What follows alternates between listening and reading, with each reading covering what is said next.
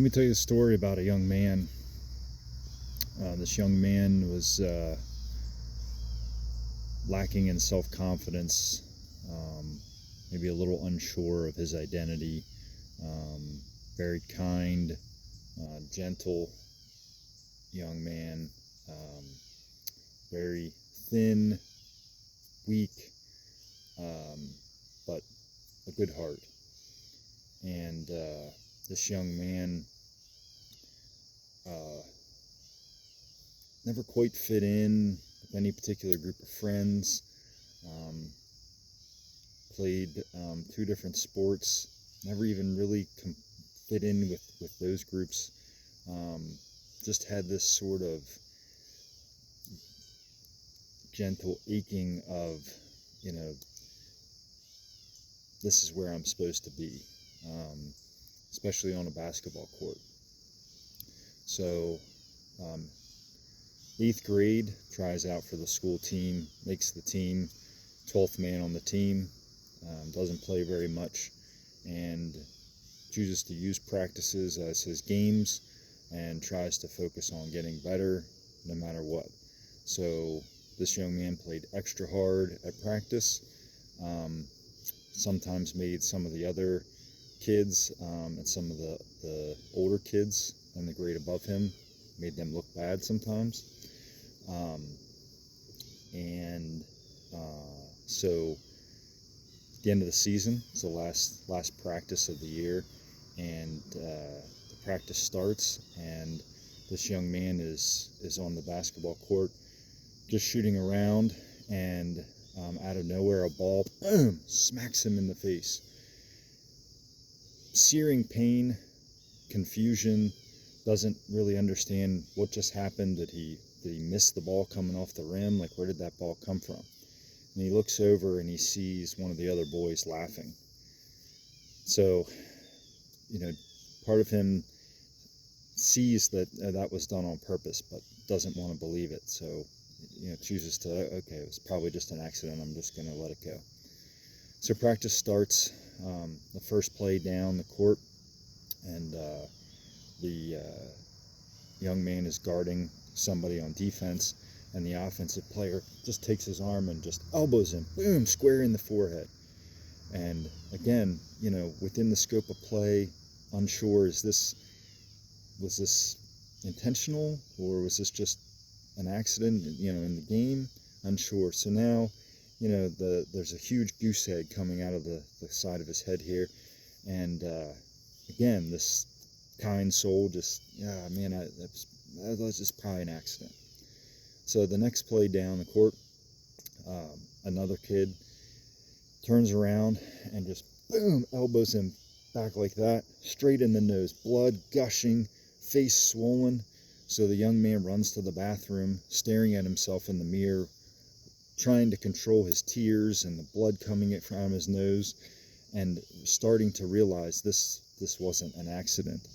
These boys were whatever term you want to use, picking on him, bullying him, but basically beating him up physically. And so the young man decided to go out to the coaches, and he walked out, again, blood pouring down his face, tears, fighting back emotions, and said, "Coach, did you see what they're doing to me?" And those coaches, there were 2 coaches, they laughed at him.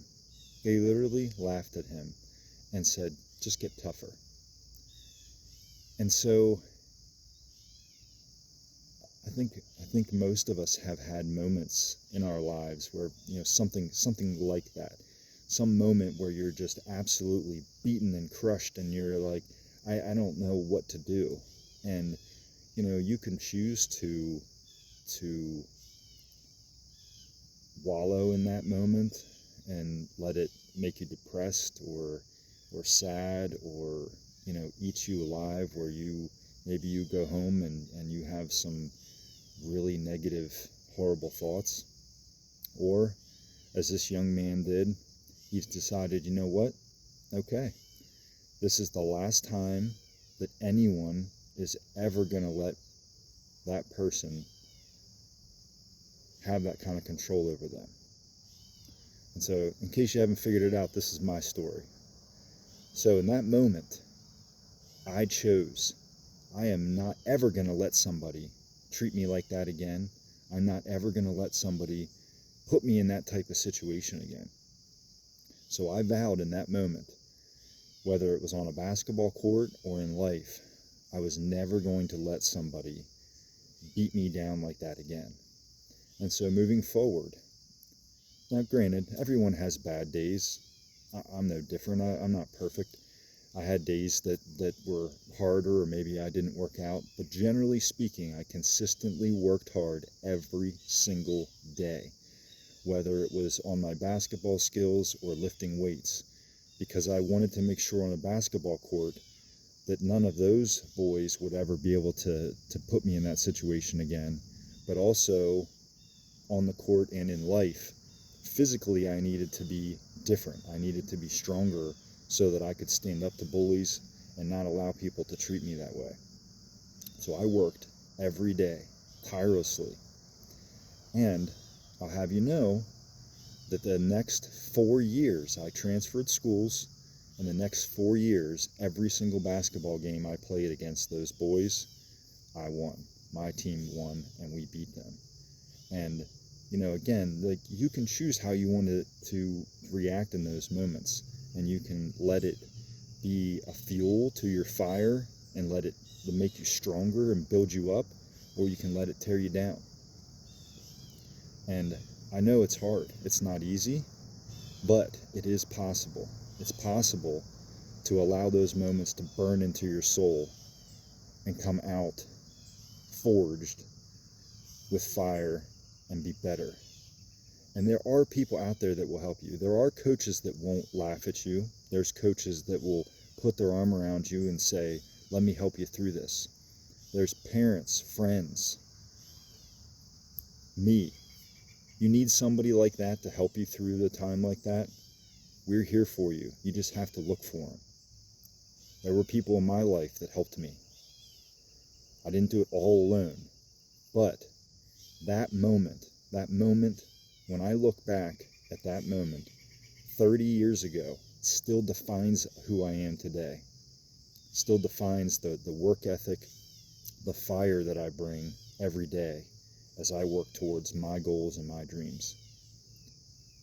And still to this day, I hate bullies, and I hate any situation that pushes and makes you feel like you're lesser than. And so I continue to work every day as hard as I can so that I can overcome those adversities just like I did 30 years ago. And you can too. That's the grit that you need to have, but then you also need to be grateful for the opportunity. Grateful for the opportunity to turn it around and show the world who you really are. That's grit and grateful. This is Jeff Lau.